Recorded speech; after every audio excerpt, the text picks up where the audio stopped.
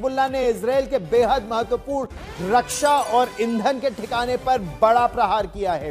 सोमवार तड़के हुए इस हमले में इजराइल के एयर डिफेंस कवच को बड़ी चुनौती दी है। हिजबुल्लाह ने हाइफा के मिसाइल डिफेंस साइट तक को निशाना बनाने का दावा किया है।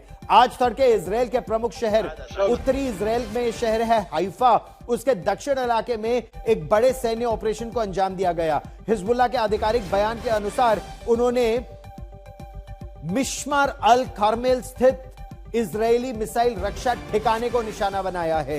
हिजबुल्लाह का दावा यह है कि यह हमला स्थानीय समय अनुसार सुबह 4:30 बजे किया गया और इसमें साधारण रॉकेट के बजाय बेहद उन्नत मिसाइलों के एक बड़े जखीरे का इस्तेमाल हुआ। तो यह आप इस समय देख सकते हैं कि कितना जबरदस्त पलटवार हिजबुल्लाह की तरफ से भी हो रहा है और ईरान की तरफ से भी। ये जो हमला है ये इजराइल के सुरक्षा कवच को सेंध लगाने में एक सफल कोशिश के रूप में इसे देखा जा रहा है। इजरायली मीडिया के जरिए हाइफा की तस्वीर भी सामने आई है, जहां शहर में धुएं का गुबार और आग की लपटें दूर से ही देखी जा सकती हैं।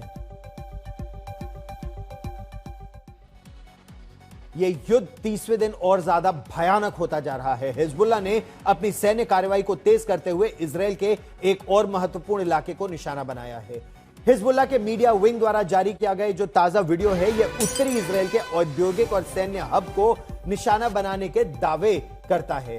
आप इन तस्वीरों को देखिएगा। लेबनान के सशस्त्र समूह हिजबुल्लाह ने यह जो वीडियो जारी किया है इसमें इजराइल के हाइफा शहर के उत्तर में क्रियोत इलाके को एक भीषण रॉकेट हमले से टारगेट किया गया है।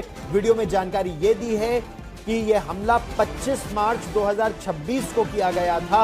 हिजबुल्लाह का दावा यह है कि इस ऑपरेशन में क्रियोत शहर में जो इजरायली मिलिट्री इंफ्रास्ट्रक्चर है, सैन्य बुनियादी ढांचा, उसे सीधे तौर पर निशाना बनाया गया और यहां भी उन्नत रॉकेटों का इस्तेमाल किया गया। इस फुटेज में रॉकेटों के एक के बाद एक कई बैराजेस, यानी एक रॉकेट नहीं सैकड़ों रॉकेट एक के बाद एक दागे गए और बार बार दागे कर गए, जैसा आप उन तस्वीरों में भी देख सकते हैं। ये जो एडवांस रॉकेट टेक्नोलॉजी है उसका इस्तेमाल किया गया ताकि इजराइल का जो सुरक्षा घेरा है, आयरन डोम सिस्टम है, उसे ये मात दे सके। ये वीडियो ऐसे समय सामने आया है जब हिजबुल्लाह ने आज यानी 30 मार्च को हाइफा के मिश्मार अल खरमेल डिफेंस साइट पर हमले करने का बड़ा दावा किया है। 25 मार्च के इस वीडियो को जारी कर इजराइल के खिलाफ मनोवैज्ञानिक दबाव के तौर पर देखा जा रहा है और यह भी कहा जा रहा है कि पहले एयर डिफेंस सिस्टम को वीकन किया, कमजोर किया जा रहा है और फिर अगला हमला किया जा रहा है। ईरान के खिलाफ छिड़ी जंग में 31वां दिन है आज और यहां तनाव बहुत ज्यादा बढ़ गया है।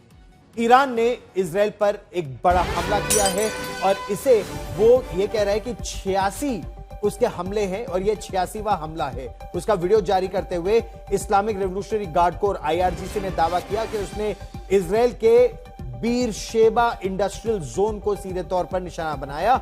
उसकी ओर से जारी वीडियो में मिसाइलें अंडरग्राउंड मिसाइल सिटी से निकलती दिख रही हैं, यानी मिसाइल अंडरग्राउंड है, लॉन्चर अंडरग्राउंड है, उसको तबाह करना अमेरिका के लिए बड़ी चुनौती है, इजराइल के लिए भी। और ऐसे में महीने भर से ज्यादा समय से इजराइल और अमेरिका की बमबारी के बावजूद मिसाइल लॉन्च करने में सक्षम है ईरान और उसकी हमला करने की ताकत न केवल बरकरार है बल्कि बीर शेबा जैसे जो बहुत दूर का इलाका, अगर हम आपको बताएं तो नेगेव डेजर्ट यानी इजराइल के दक्षिणी छोर पर भी हमले हो रहे हैं। क्रियोत यानी उत्तर इजराइल के इलाकों पर हम हिजबुल्लाह का अटैक हो रहा है और दक्षिणी इजराइल पर ईरान का हमला हो रहा है। तो ताबड़तोड़ इजराइल के कई भागों में हमले हो रहे हैं। हम आपको यह भी बता दें कि हमला साधारण नहीं था। बीर शेबा का यह इलाका इजराइल के लिए रणनीतिक तौर पर बेहद महत्वपूर्ण है। बीर शेबा को नेगेव रेगिस्तान की राजधानी कहा जाता है। यह पूरे दक्षिणी इजराइल का लॉजिस्टिक हब भी है और मिलिट्री हब भी है। जिस इंडस्ट्रियल जोन पर हमले का दावा किया गया है वहां इजराइल की महत्वपूर्ण हथियार की फैक्ट्रियां हैं, टेक्नोलॉजी सेंटर्स हैं। IRGC ने दावा यह किया है कि हमले में नेगेव रेगिस्तान में स्थित इजरायली मिलिट्री साइट्स को भी निशाना बनाया गया। ईरान का दावा यह है कि कार्रवाई उसने अपने औद्योगिक केंद्रों पर हुए अमेरिकी इजरायली हमलों का करारा जवाब देने के लिए किया है, यह बताने के लिए कि अगर इजराइल हमला करेगा तो ईरान भी वैसा ही पलटवार करेगा। इजरायली नहीं, ईरान की जो इस्लामिक रेवोल्यूशनरी गार्ड कोर यानी आईआरजीसी है, उसने मध्य पूर्व के कई अमेरिकी ठिकानों पर भी बड़े सैन्य हमले किए हैं। आज तक के या इल्ला अल अलामीन के कोडनेम के साथ ऑपरेशन 2 प्रॉमिस 4 उसका 86वां हमला शुरू किया गया। ईरान ने इस पूरे अभियान को हाल ही में लेबनान में मारे गए 3 पत्रकारों और अन्य शहीदों को समर्पित किया। सबसे पहले उसने अमेरिका के ठिकानों को निशाना बनाया, जैसे कतर में अल उदेद एयरबेस है, कुवैत के आरिफ जान और सऊदी अरब में प्रिंस सुल्तान एयरबेस और मिलिट्री बेस है, उसको टारगेट किया गया।